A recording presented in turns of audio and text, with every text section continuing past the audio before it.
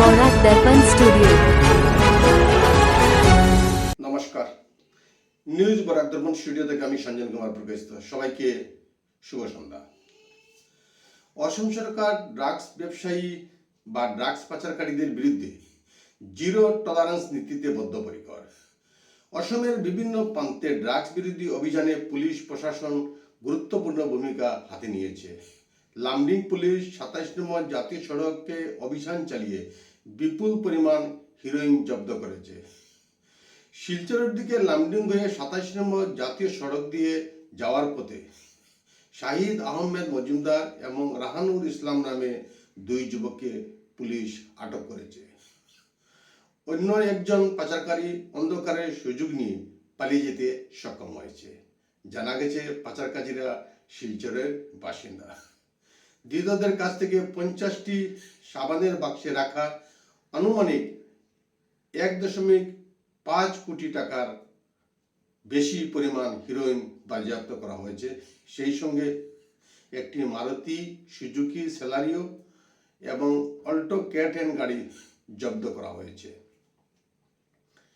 মরিয়ানির চেলেঙ্গাহাটে এক মর্মান্তিক হৃদয় বিদায়ক ঘটনার সাক্ষী হয়ে রইল এলাকাবাসী।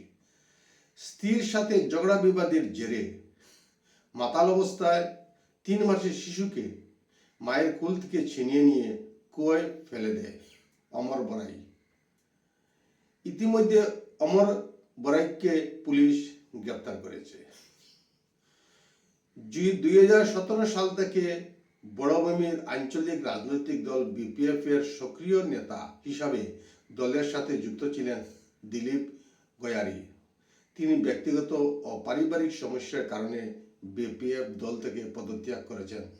তাতে আগামী নির্বাচনে BPF দলে অবশ্যই প্রভাব পড়বে। সুদীর্ঘ 8 বছর BPF এর সঙ্গে যুক্ত থাকার পর হঠাৎ দল ত্যাগের ঘটনায় রাজনৈতিক মহলে জোরদার চর্চা শুরু হয়েছে। পাকিস্তানের বিরুদ্ধে অপারেশন সিন্দুর মিশন নিয়ে ভারতকে উচ্চ প্রশংসা করল অস্ট্রেলিয়া। সম্প্রতি অস্ট্রেলিয়ার উপ প্রধানমন্ত্রী রিচার্ড মার্লেস পাকিস্তানের বিরুদ্ধে ভারতের নেওয়া নীতিকে শক্তিশালী নেতৃত্বের নীতি হিসাবে আখ্যা দিয়েছেন। তিনি আরো বললেন, ভারতের সাথে সংহতির পুনরাবৃত্তি সহ সন্ত্রাসবাদের বিরুদ্ধে লড়াই করতে বদ্ধপরিকর। ভারতের প্রতিরক্ষা ক্ষেত্রে এক নূতন সংযোজন। ভারতের মাটিতে রাফাল তৈরি করতে প্রস্তুত ফ্রান্সের যুদ্ধবিমান নির্মাতা সংস্থা ড্যাসাল্ট এভিয়েশন এবং tata advance system limited TISL এর যৌথ উদ্যোগে রাফাল নির্মাণের জন্য হায়দ্রাবাদে একটি উন্নত মানের উৎপাদন কেন্দ্র স্থাপন করা হবে। এই প্রকল্প মেক ইন ইন্ডিয়া উদ্যোগকে এক নতুন গতি দেবে। আগামী 2028 সাল থেকে আন্তর্জাতিক বাজারে রাফাল সরবরাহ শুরু হবে। ভারত এই ফরাসি সংস্থাকে 63,000 কোটি টাকার বিনিময়ে 26টি রাফাল মেরিন যুদ্ধবিমান অর্ডার দিয়েছে। ভারতে রাফালের কিছু অংশ নির্মিত হবে এবং মেইনটেনেন্স, মেরামতি ও পুনর্নবীকরণের ব্যবস্থা করা হবে। ভারতের প্রায় 80% মানুষের পছন্দের তালিকায় রয়েছে মারুতি সুজুকির বাহন। কোম্পানির পক্ষ থেকে বৃহস্পতিবার ঘোষণা করেছে যে 2024-25 অর্থ বছরে ভারতীয় রেলের মাধ্যমে রেকর্ড সংখ্যক অর্থাৎ 5.18 লাখ বাহন বহন করা হয়েছে, যা এক বছরের সবচেয়ে বেশি। সংস্থাটি বলেছে 2014 এবং 15 অর্থ বছরে থেকে শুরু করে এখন পর্যন্ত প্রায় 24 লাখেরও বেশি বাহন রেলের মাধ্যমে পরিবহন করা হয়েছে এবং 2030-31 অর্থ বছরের মধ্যে এই পরিবহন 35% উন্নতি করার লক্ষ্যে কাজ করছে। এই রেল পরিষেবার ফলে 1.8 লাখ টনেরও বেশি কার্বন ডাইঅক্সাইড নির্গমনের রোধ করা সম্ভব হয়েছে এবং 6.30 লাখ লিটারেরও বেশি জ্বালানি সঞ্চয় হয়েছে। জম্মু কাশ্মীরের 326 জন অগ্নিবীর ভারতীয় সেনাবাহিনীতে আনুষ্ঠানিকভাবে যোগ দিয়েছে। এই অনুষ্ঠানে উপস্থিত ছিলেন জ্যেষ্ঠ সেনাকর্তা, প্রশিক্ষণবৃন্দ এবং অগ্নিবীরদের অভিভাবক ও আত্মীয় স্বজনেরা।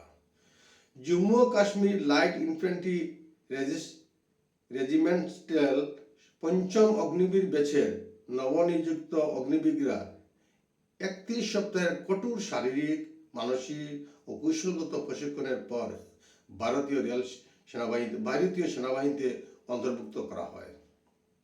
ডোনাল্ড ট্রাম্পের সঙ্গে ইলন মাস্কের যুদ্ধ ক্রমশই তীব্রতর হচ্ছে।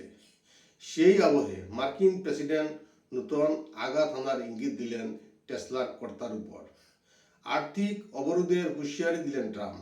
টেসলা কোম্পানি সরকার থেকে আর্থিক ভর্তুকি পায়, তাও বন্ধের হুঁশিয়ারি দিয়েছেন। মাস্কের সংস্থা স্পেস এক্সের সঙ্গে চুক্তি বাতিলের কথা বললেন মার্কিন প্রেসিডেন্ট। সিন্ধু জল বন্টন স্থগিত নিয়ে ফের আপত্তির কথা জানালো পাকিস্তান। আমেরিকায় গিয়ে খানিক হুমকির সুরেই প্রাক্তন পাক বিদেশমন্ত্রী বিলাবল ভুট্টো জারদারি দাবি করলেন যে জল বন্ধ করে দক্ষিণ এশিয়াকে পরমাণু যুদ্ধের দিকে ঠেলে দিচ্ছে ভারত। ভারতের এই কার্যকলাপ অগ্রাসন বলে অভিহিত করে বিশ্বের বড় রাষ্ট্রগুলিকে কার্যকরী পদক্ষেপ গ্রহণ করার জন্য আর্জি জানিয়েছেন। ইলন মাস্কের ইন্টারনেট পরিষেবা প্রদানকারী সংস্থাকে ভারতে বাণিজ্যের ছাড়পত্র দেওয়া হয়েছে। সংবাদ সংস্থা রয়টার্স আজ এই খবর জানিয়েছে। ভারতীয় টেলিকম মন্ত্রক মাস্কের সংস্থাকে লাইসেন্স দিয়েছে। গত 2022 সাল থেকে এই ছাড়পত্রের অপেক্ষায় ছিলেন। জাতীয় নিরাপত্তার কথা চিন্তা করে এতদিন ভারত সরকার ছাড়পত্র আটকে রেখেছিল। ভারতের রিলায়েন্স এবং এয়ারটেল সংস্থার সাথে স্টারলিংকের চুক্তি হয়েছে। এখন থেকে প্রত্যন্ত অঞ্চলেও ইন্টারনেট পৌঁছে দেওয়া সহজ হবে। এই মুহূর্তে স্টারলিংকের অধীনে 6750টি স্যাটেলাইট রয়েছে। সারা বিশ্বের লক্ষ লক্ষ মানুষ এই স্টারলিংকের নেটওয়ার্ক ব্যবহার করছে। আজকের প্রতিবেদনে এখানেই বিরতি টানছি। সবাই পাশে থাকবেন। সবাইকে শুভরাত্রি জানিয়ে বিদায় নিচ্ছি। নমস্কার।